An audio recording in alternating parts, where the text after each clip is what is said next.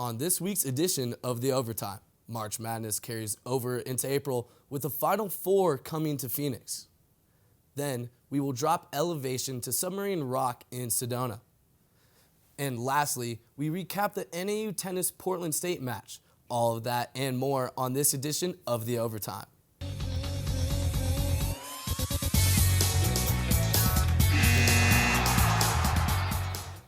Hello and welcome to The Overtime, Northern Arizona's only sports show. I'm your host, Tyler Murphy, and today I'm joined by my co-host, Austin Williams. How are you doing today, Austin? I'm doing great, and I'm excited for today's show. Well, it looks like then we're ready for another great show tonight. Yes, and it is an exciting show and an exciting week for Arizona. The Final Four is in Phoenix this weekend. Noah Butler is in the studio with a rundown of the teams chasing a national championship. Thanks, Tyler. 2 weeks ago, we started with a field of 68 teams. Today, that number is down to 4. UConn, Alabama, NC State, and Purdue all won their regions en route to the finale in the Grand Canyon State. Donovan Clingan and the reigning champion Huskies rattled off a 30-0 run to obliterate Illinois to win the East. Mark Sears and Alabama stampeded on Clemson's hopes to win the West. DJ Burns and NC State babied the Duke Blue Devils to come out on top in the South. And finally, Zach Edey and Purdue bested Dalton Connect's Tennessee Volunteers to claim the Midwest crown. These 4 squads will battle in Glendale this weekend. NAU head coach Shane Burkhar will be down in the Valley for the festivities. I had the chance to talk to him as well as former UConn graduate assistant and current NAU assistant coach Tim Russo about their thoughts on the Final Four. This year's Final Four in Glendale, Arizona features teams that have links to Northern Arizona. Former University of Connecticut graduate assistant Tim Russo found himself a home in Flagstaff this past season on head coach Shane Burkhar's coaching staff. UConn began its campaign to repeat against an NAU Lumberjacks team who Russo noted was not afraid of playing the top competition in the country. The Lumberjacks were handily defeated 95-52 as the Huskies raised their banner and gave Russo his ring. Both Russo and Burkhar had similar opinions about the Huskies' standing going into the Final Four. UConn is prepared for the moment. I know they're really well coached. Those guys don't take anything for granted. They respect their opponents. They're so diligent with their scouts, with their game planning. Their players are just as chaotic as their coaches with the way they play on both sides of the ball. I just think that they're too good. I think UConn's too good, but with that being said, Purdue is on a mission to get to the national championship and to win it, and if there's one team that can match up with UConn, it would be Purdue. In a hypothetical Purdue versus UConn national championship, Russo said that the matchup between Donovan Clingan and Zach Edey would be must-see TV. But I think Donovan and Zach is going to be just an epic cage fight, and that's something you can't miss. In regards to UConn making it back, Burkhar had a hunch as to why UConn was still in the fight. The reason why they're in the Final Four is because they open up against us, so we helped them get to this Final Four. Noah Butler, NAZ Sports. The NAU coaches are not the only tie to the Lumberjacks in Phoenix this week. Alabama's Associate Director Steven Gonzalez, an NAU alumni, is also still dancing.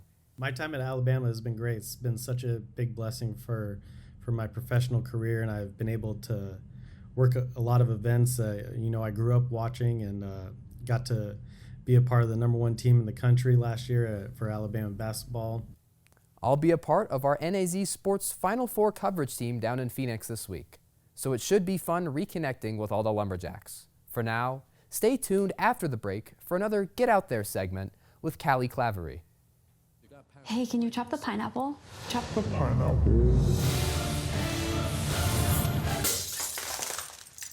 Nope, I'm high. How about I wash off the grapes? Yes. Okay. You're already making good decisions when you're high. I want tacos. Will you drive? I'm a little toasty.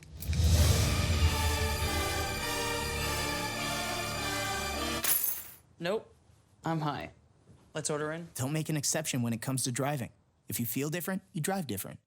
If I could be you, and you could be me for just 1 hour. Walk a mile in my shoes. Walk a mile in my shoes.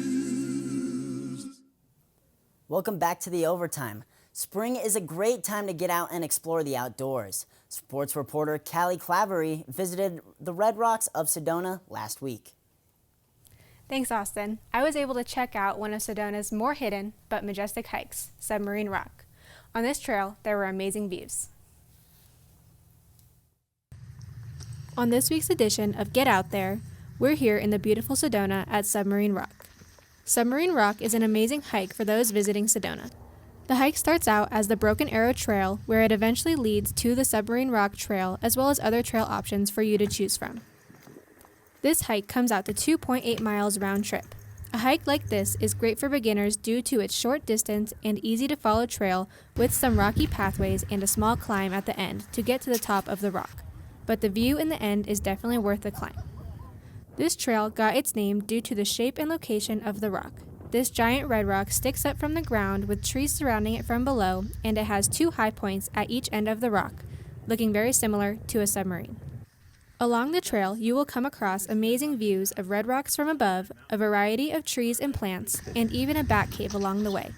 Due to this trail being more secluded at times, you might even catch a glimpse of the wildlife such as birds and deer. Not only can you spot wildlife, but you might also see the popular pink Jeep tours off of Morgan Road where the road and trail meet. This is the perfect trail to take your friends and family on for a quick hike with outstanding views. Callie Clavery, NAU Sports. This trail should definitely be on your bucket list next time you're in Sedona. Back to you, Austin. I sure need to make it out to Sedona sometime. Sedona being just in our backyard always makes for a great day trip with unparalleled views. Stick around after the break for some local sports updates.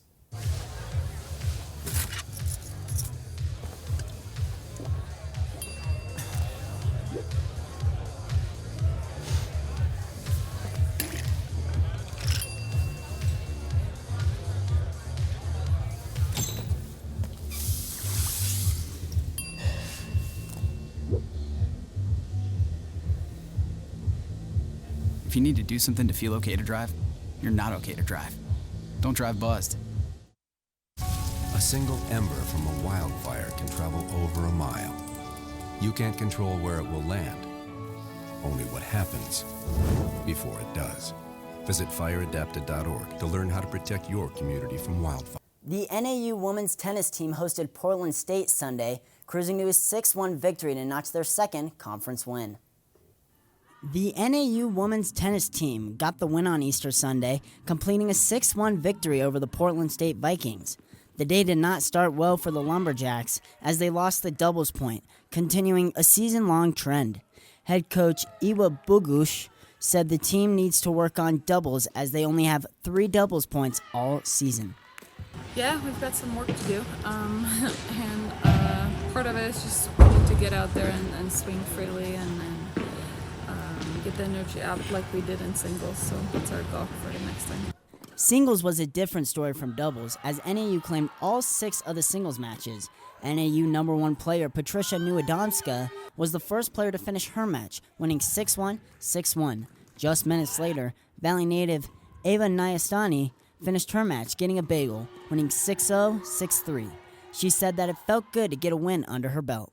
Yeah, it felt really good. I felt like I was playing my game really well overall, so I was just trying to continue that the whole match. So.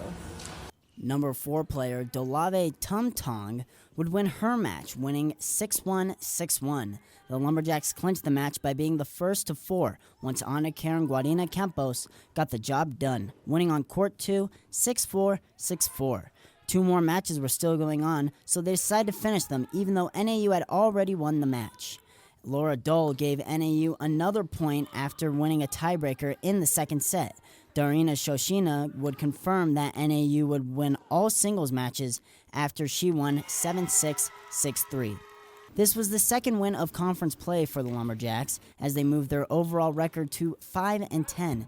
Bogusz said that this win was much needed. Needed it. The girls needed it to get back to the confidence mode, and they did it. They earned it. Austin Williams, NAZ Sports. The Lumberjacks will hit the road for their next match Thursday against the Montana Grizzlies in Missoula. Moving from the court to the turf, yesterday I spoke with Coconino football player Prayer Young Blackgoat about his commitment to ASU.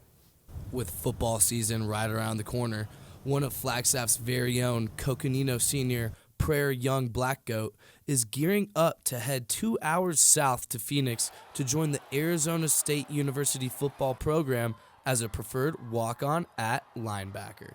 He said he didn't have any scholarship spots. I mean, that's fine with me. I really like the fact that I have to work for my scholarship, so I don't mind coming in as a walk-on, like under-recruited. I'm not starter or anything. I mean, I only had 3 offers, so I'm like kind of no one in the recruitment world right now. With only a preferred walk-on offer and an academic scholarship, young Blackgoat's relationship with linebacker coach A.J. Cooper helped lead his decision for his commitment. I kind of wanted to have my own college experience. I feel like NAU is just in my backyard. You know, I like the fact that ASU is a new program, so everybody's kind of learning the same thing, so I'm not that far behind.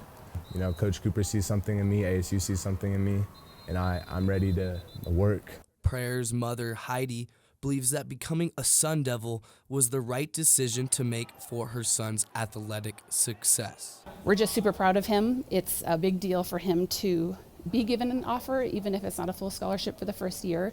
You know, having an open door and taking it is like the big step and the big commitment. And I know that, you know, really it's going to be the best fit for him. Their program is super exciting. Their support staff is amazing. And it was just very apparent that that was going to be the program for him. Tyler Murphy, NAZ Sports. The way he played at Coco, there's no doubt Prayer will continue that same work ethic at ASU. Prayer is sure to be one to watch grow as a Sun Devil. And on that note, I am very excited for this year's Final Four, especially because former Arizona State guard DJ Horn is on NC State's roster. Make sure to follow us on our social media platforms for all of our Final Four coverage. Now that's all we have for you tonight. Thank you all for joining us for this edition of The Overtime. I want to thank our sports reporters, Callie Clavery and Noah Butler, and also I'd like to thank my co-host, Austin Williams. I'm Tyler Murphy, and we will see you next week for the next edition of The Overtime.